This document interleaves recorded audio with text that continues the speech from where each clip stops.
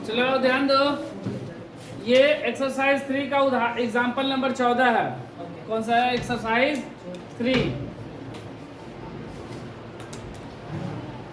Exercise 3 का example number 14, उदाहरण 14 है।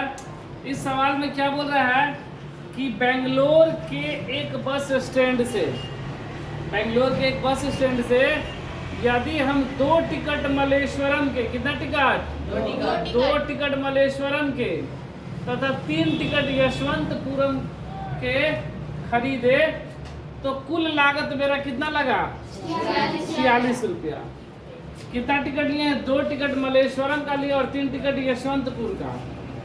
फिर बोला यदि हम 3 टिकट मलेश्वरम का, कितना? 3 टिकट मलेश्वरम और 5 टिकट यशवंतपुर का करते हैं तो 74 रुपया लगा। तो हमें ज्ञात करना है कि बस स्टैंड से मलेश्वरम का किराया और बस स्टैंड से यशवंतपुर का किराया क्या होगा।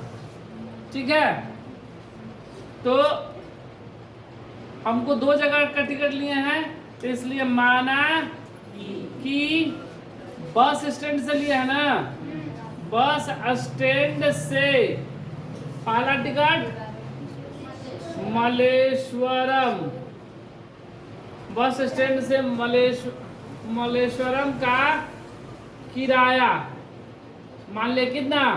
x रुपया। ठीक है, मान ले कि x रुपये में हम लोग कहाँ चल गए? बस स्टैंड से मलेश्वरम। फिर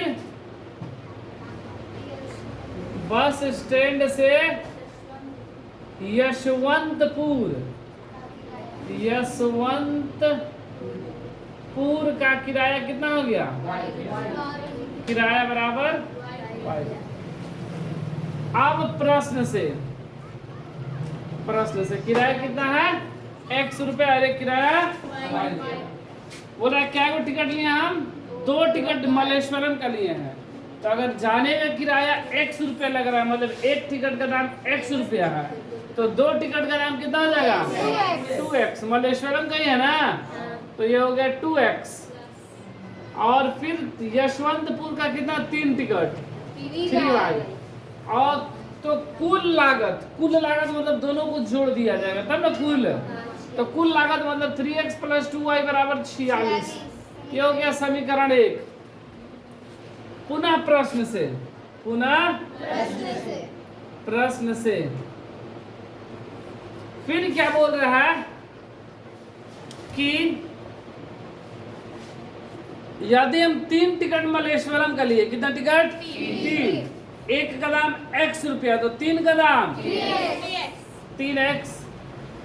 और 5 टिकट यशवंतपुर, तब जाकर मेरा कुल लागत कितना लगा? 74 रुपया। ये समीकरण 2। इसको हमको जिस विधि से हल करना आसान लगे उस विधि से करेंगे। ठीक है, चाहे इसको हम लोग विलोपन विधि करो, प्रतिस्थापन विधि करो या ब्रज गुणनखंड विधि करो। लेकिन चूंकि इस चैप्टर में एक्सरसाइज 14 जो बुक में है, वहां पर इसे हल किया है ब्रज गुणनखंड विधि से, इसलिए इसको हम लोग ब्रज गुणनखंड विधि से हल कर दे रहे हैं। लेकिन अगर एग्जाम में अगर सिर्फ इस तरह का रहा है और ज्ञात करने के लिए दे, तो ऐसा कोई जरूरी नहीं है कि हम ब्रज गुणनखंड विधि ही उपयोग करें। जो विधि आसान लगे वो, अगर लिख देगा कि आप इसे ब्रज गुणनखंड विधि से हल करें तब ब्रज गुणनखंड, या जिस विधि का अगर स्पेशली नाम दे दे तब हम उस विधि से करेंगे। नहीं तो जो विधि हमें आसान लगे उस विधि से हम लोग क्या करेंगे? हल कर लेंगे। तो इसको हम लोग कैसे अभी हल करने वाले हैं? ब्रज गुणनखंड विधि से। तो देखो ये समीकरण क्या है? 2x + 3y प्लस का 46 इधर आएगा तो माइनस का 46 बराबर 0। और ये क्या है? ये समीकरण एक ही है, दोनों सेम चीज है। ठीक है, बस प्लस 46 इधर भेज दिए तो माइनस है। और ये क्या है? 3x + 5y - 74 बराबर 0। प्लस इधर आया तो माइनस। ठीक है, a1 बराबर मेरा क्या हो गया? 2, b1 बराबर 3 और c1 बराबर माइनस का 46, a2 बराबर 3, b2 बराबर 5, c2 बराबर माइनस का 74। ठीक है, अब हम लोग क्या करेंगे, इसे हल करेंगे। तो सूत्र होता है, और सूत्र नहीं याद है तो देखो डायरेक्ट हम लोग कैसे बनाते हैं, ये x बटा y बटा और 1 बटा, ठीक है। बात x की जा रही है, तो हम लोग x वाले को बंद कर लो, x वाले को बंद कर लिए तो क्या बचा, 3 गुणे माइनस का 74। तो यहाँ पे क्या लिखेंगे, 3 गुणे माइनस का और फिर माइनस, सूत्र का माइनस, और फिर माइनस 46 गुणे 5, माइनस का 46 गुणे y वाले के लिए y को बंद करेंगे और शुरू कहां से करेंगे, 46 से। माइनस 46 गुणे 3, माइनस 46 गुणे 3, ये माइनस 46 गुणे 3 और फिर 2 गुणे माइनस का 74, 2 गुणे माइनस। बात 1 वाले के लिए, तो इसको बंद कर देंगे तो क्या बचा, ये प्लस है 3 गुणे 5, सॉरी 2 गुणे 5, 2 गुणे 5 है माइनस 3 गुणे, ठीक है, ये भाई है। अब गुणा करते हैं, ये x बटा में 74 गुणे 3, 4 3 12 के 2 हासिल 1, 70 का 21 और 1 माइनस का 22 के माइनस 74 है ना। यहाँ पर ये माइनस और ये माइनस, माइनस माइनस गुणा कर देंगे, 6 5 30 का 0 हासिल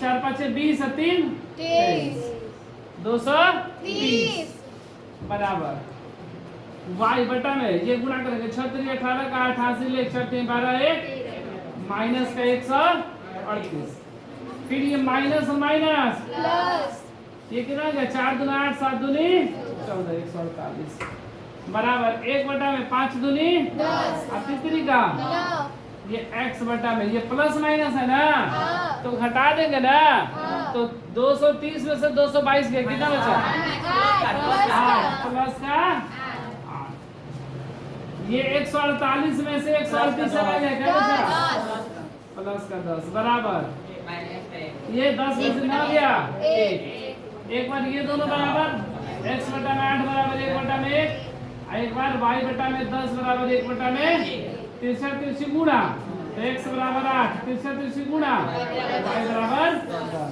तो x हम लोग किसको माने थे, बस स्टैंड से मल्लेश्वरम का किराया ना, मतलब एक टिकट का दाम मेरा कितना था, 8 रुपया। इसलिए बस स्टैंड से मल्लेश्वरम का किराया बराबर 8 रुपया, कितना, 8 रुपया, एक टिकट का दाम कितना है, 8 रुपया। और फिर बस स्टैंड से यशवंतपुर का किराया कितना वो किराया माने है इसका, y रुपया ना, और मेरा y का मान कितना है, तो मेरा आंसर क्या हुआ, 8 रुपया और 10।